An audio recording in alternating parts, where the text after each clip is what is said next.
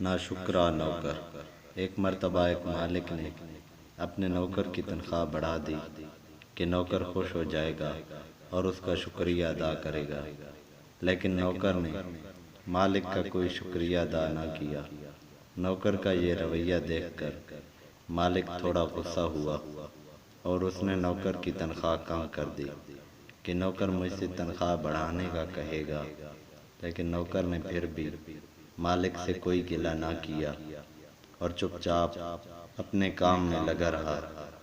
مالک نوکر کا یہ رویہ دیکھ کر کافی حیران ہوا تو اس نے آخر نوکر سے اس بارے میں پوچھ لیا، تو نوکر نے بتایا کہ جب آپ نے میری تنخواہ بڑھائی تب میرا بچہ پیدا ہوا اور میرا خرچہ بڑھ گیا، اس لیے میں نے کوئی شکریہ ادا نہیں کیا، اور جب آپ نے میری تنخواہ کم کی تو میری والدہ فوت ہو گئیں اور میرا خرچہ کم ہو گیا، اس لیے کوئی گلہ نہیں کیا۔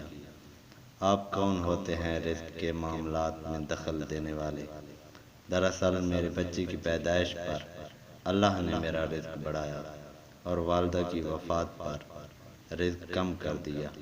بے شک رزق تقسیم کرنے والا اللہ ہے۔ اگر ویڈیو اچھی لگی تو چینل سبسکرائب کر دیں۔ شکریہ۔